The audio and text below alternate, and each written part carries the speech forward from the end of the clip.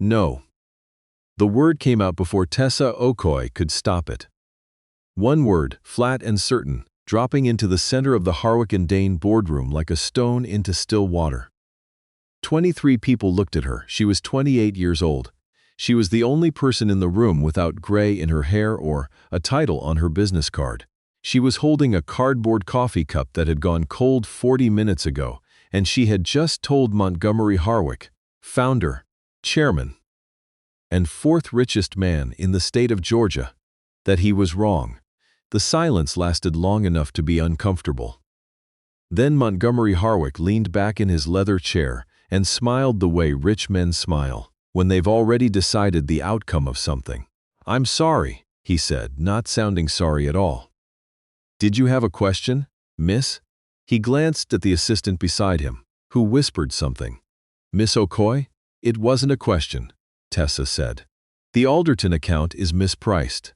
The model your team used assumed a flat depreciation curve on the eastern properties, but there's a municipal zoning revision pending that changes the assessed value by roughly 11%. The number on that slide is wrong." Harwick looked at her for a long moment. Then he looked around the table at his senior partners, men who had spent decades building this firm, men whose names were on the letterhead. And he did something that Tessa would remember for the rest of her career. He laughed, not a small laugh, a full, generous, conference room laugh that invited everyone else to join in. Several of them did. He paused to collect himself, pressing 2 fingers to his lips. "That's really something. Howard, did your department hire comedians now?"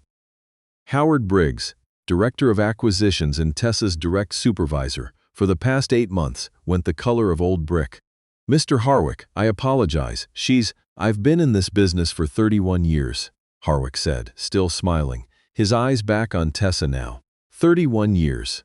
Your father teach you that, sweetheart, the 11% figure? The room went quiet again. A different kind of quiet this time. Tessa set her cold coffee cup down on the table. My father drives a school bus in Columbus, she said. He taught me to be on time and to tell the truth. I taught myself the rest. She didn't wait for the laugh to come or not come. She pulled the laptop toward her, opened the municipal database she'd bookmarked at 6 that morning, and turned the screen to face the room. 3 weeks before that meeting, Tessa had almost quit. She'd been hired as a junior analyst at Harwick and Dane the previous January. One of 2 black analysts in the entire firm. The other being a man named Curtis who worked in bonds and kept his head down and had apparently made a science of invisibility. The work itself wasn't beyond her. She'd graduated top of her class from Georgia State, had done 2 years at a mid-size firm in Charlotte, where her supervisors had actually known her name, and had come to Atlanta believing, the way young people believe things, that the right work would eventually speak for itself. What she had not fully accounted for was the particular texture of being invisible in a visible way, of being looked at constantly and seen not at all. She was asked, on her 3rd day, to take the coffee order for a client meeting. She was a full analyst with a salary and a portfolio and a 4-year financial modeling certification, and someone had genuinely, without irony, handed her a notepad and pointed her toward the conference room. She'd written down the orders. She'd gotten the coffee. She'd come back and placed it on the table and then sat down and opened her laptop and started working, because what else was there to do? But small things accumulate the way water accumulates, not dramatically, not all at once, just steadily, until one day you realize the floor is wet and has been for a long time. She'd almost quit in November, after a senior partner Grain had presented a report to clients using 3 slides that Tessa had built from scratch, not adapted, not revised, built, without mentioning her name once. She'd gone home that night and sat in her car, in the parking lot of her apartment complex, for 22 minutes, doing the math on whether her student loans could survive a 2-month gap in employment while she looked for something else. The math had not been encouraging. So she'd stayed, and she'd kept working the way she worked, which was thorough to the point of obsession, And she'd found the Alderton file the way she found most things. By accident. By being the person who stayed after 7 o'clock and actually read the source documents instead of the summary. The municipal zoning revision wasn't hidden. It was public record. It had been filed in September and was sitting in the county assessor's database, available to anyone who looked. But looking required time, and time required caring, and apparently nobody in the senior analysis team had cared quite enough. Tessa had cared. She'd built a revised model in a spreadsheet that ran to 47 tabs, stayed until past 9 on a Tuesday to cross-reference it against 3 comparable sales in the adjacent district, and had sent the corrected figures to Howard Briggs with a 2-paragraph summary at 9:47 p.m. Howard Briggs had replied at 10:23 p.m. with, "Thanks, Tessa, I'll flag it." He had not flagged it. The Alderton presentation had gone forward with the original numbers, and Tessa had sat in the back of the room watching Montgomery Harwick present figures. She knew were wrong to clients who were about to make decisions based on them, and she had thought very clearly, if I say nothing, I am complicit. And if I am complicit, then what exactly am I doing here? So she'd said no. After the laptop screen, after the municipal database, after the zoning revision document loaded in full view of the table, the room was very quiet. Montgomery Harwick leaned forward. He put on his reading glasses.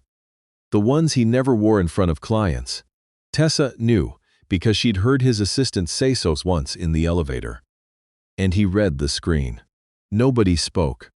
Tessa watched him read. She watched his jaw work through something. She watched the smile go away. "Howard," he said finally, not loudly. "Yes, sir. Pull the Alderton deck. Pull it entirely. Pull it, revise it, and tell the clients we need an additional 48 hours before the final figures go to contract." He took off his glasses. He looked at the screen for another moment.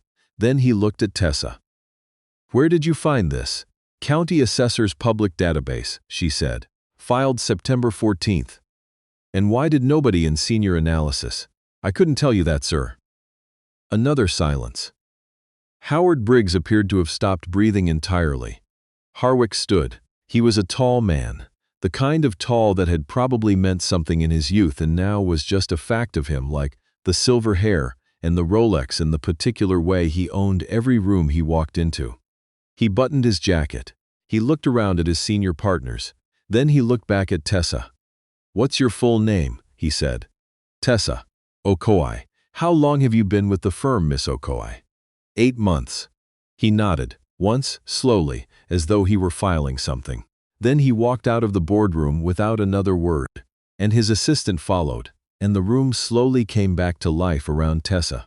Papers shuffling, chairs adjusting, the sound of men recalibrating, and she picked up her cold coffee cup and took a sip that tasted like lukewarm cardboard and thought, "Okay." So that happened. Howard Briggs caught up with her in the hallway. "I need you to understand," he started, already breathing faster than the situation required, "that I passed your email along to Howard." She kept walking. "Tessa, I'm not asking you to explain." She was asking him, very precisely, not to explain, because whatever he said would make her feel something she didn't have room for right now. "I just need to send the revised model to whoever is handling the contract correction." "That would be," he paused, "that would be me." "Then I'll forward it to you by noon." She turned the corner and kept walking, and she did not let herself feel anything particular about any of it until she got to the women's restroom on the 4th floor, which was almost always empty after 9 a.m., and stood at the sink and ran cold water over her wrists for about 30 seconds. Then she dried her hands, checked her mascara, and went back to her desk. The revised model went to Howard at 11:47 a.m. At 2:15 p.m., her phone rang with an internal extension she didn't recognize. "Miss Okoye." Not a question. Montgomery Harwick's voice was the same in person and on the phone, the kind of voice that had never had reason to be uncertain about itself. "Mr. Harwick, I'd like you to come to my office at 4 o'clock. I'll be there." He hung up without a pleasantry, which somehow seemed more respectful than pleasantries would have. She was at his office at 3:57. She sat in the chair across from his desk, which was cleared of almost everything. Just a lamp and a legal pad and a photograph she couldn't quite make out. And she waited. He came in at exactly 4, sat down, and looked at her for a moment in a way that was evaluating but not unkind. "I owe you an apology," he said. It was so direct that it took her a second. "This morning," he continued, "what I said, the way I said it." He didn't look away. That, she noticed, was deliberate. He was making himself hold the look, not letting himself off the hook with a glance at the desk or the window. "I'm not going to make it more complicated than it is. I was dismissive. I was rude, and I was wrong about the numbers. I'd like to say I'm not usually that man, but the truth is I probably am, more often than I'd like to think, and that's something I'm going to have to sit with." Tessa looked at him. "Okay," she said. "Is that enough?" She thought about it, which he seemed to assure. He didn't rush her. "It's a start," she said finally. "What comes after the apology matters more." He leaned back. Something in his face shifted into something that wasn't quite a smile, but was the cousin of one. "Fair," he said. "What would you want to come after it?" She had thought about this actually, not specifically about this conversation, but in a general way. The way you think about what you'd say if someone ever asked. She'd thought about it in her car, and in the shower, and in the 7 minutes between her alarm going off and getting out of bed on mornings, when getting out of bed felt like its own form of negotiation. "I want to be in the room when things are decided," she said. "Not in the hallway, not in the follow-up email. The room. I want my name on the work I do, and I want someone to explain to me, actually explain, what the path forward looks like here. Because I've been here 8 months, and I've had exactly one performance conversation, and it was 11 minutes long." He was quiet for a moment. "That's reasonable. I know it's reasonable." Something flickered behind his eyes. Surprise, maybe, or something closer to recognition. "How long would it take you to build out a full revised analysis on Alderton? Not just the correction." "A comprehensive look. If I have access to the original source files, 4 days. You'll have them by end of business today." He picked up his legal pad. "I want you presenting to the Alderton clients directly. Not Howard, not one of the partners. You." She kept her face steady. "That's a significant change in process." "Yes, it is. Some people in this firm are going to be unhappy about it." "Yes, they are." He wrote something down. "Is that a problem for you?" "No," she said. "Is it a problem for you?" He put the pen down and looked at her with something that had moved, finally, out of evaluation and into something more like respect. "I've been in this business for 31 years, he said, and this time it didn't sound like a weapon. "I didn't build it by being afraid of unhappy people." The Alderton meeting was 10 days later. Tessa had not slept well for any of the intervening nights. She'd worked in a way she recognized from school. Not manic exactly, but focused in that particular way that blocks out everything peripheral. The way a camera sharpens one thing by letting the rest go soft. She'd rebuilt the model from the source files. She'd found 2 additional items that hadn't been in the original analysis. A pending infrastructure assessment on the northern lot that suppressed value by 3%, and an easement dispute that would need resolution before title could transfer cleanly. She'd written all of it up in a presentation that was 41 slides, then cut it to 27, then to 19, because the best analysis was the one that respected someone else's time. She'd sent the deck to Harwick the night before. He'd responded at 11 p.m. "Good. That was it, one word." She'd taken it as the highest compliment she'd received in 8 months. The Alderton clients, 2 brothers who had inherited a portfolio of commercial properties from their father, and were clearly, in Tessa's professional assessment, somewhat overwhelmed by the whole enterprise, sat across the table from her and listened while she walked them through everything. She used plain language. She did not condescend. She explained what the numbers meant for their decision, not just what the numbers were. At the end, the older brother, a heavy-set man named Arthur, whose handshake she'd already clocked as nervous, leaned forward. "So what would you do?" he said. If it were yours. She'd been asked versions of this question before, usually by people who didn't actually want the answer, who were testing whether she knew her place. She'd learned to give soft, hedged responses that preserved everyone's comfort. She didn't do that this time. I'd wait 60 days, she said. Let the easement resolve. Let the infrastructure report finalize. Come back to market in spring when the zoning revision has formally cleared and you can price it with clean title and full visibility on the northern lot value. You'll lose nothing by waiting and you'll likely gain 6 to 9% on final sale. Silence. The older brother looked at his younger brother. The younger brother shrugged. That makes sense to me, he said. Okay, the older brother said. He looked at Tessa. Okay, let's do that. Montgomery Harwick, sitting at the far end of the table, didn't say anything, but when Tessa glanced over, he gave a single, small nod that she understood was meant for her. Afterward, in the elevator, it was just the two of them. The infrastructure report, Harwick said. Nobody flagged that either. No. How long do you think it would have taken someone to find it if you hadn't? She pressed the lobby button. I don't know. Maybe never. The elevator descended.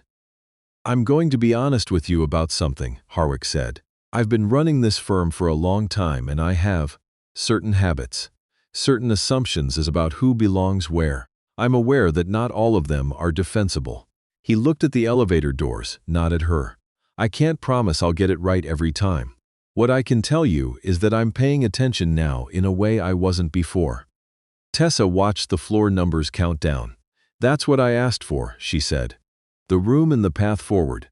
That's what this is. Yes, he said. It is. The doors opened.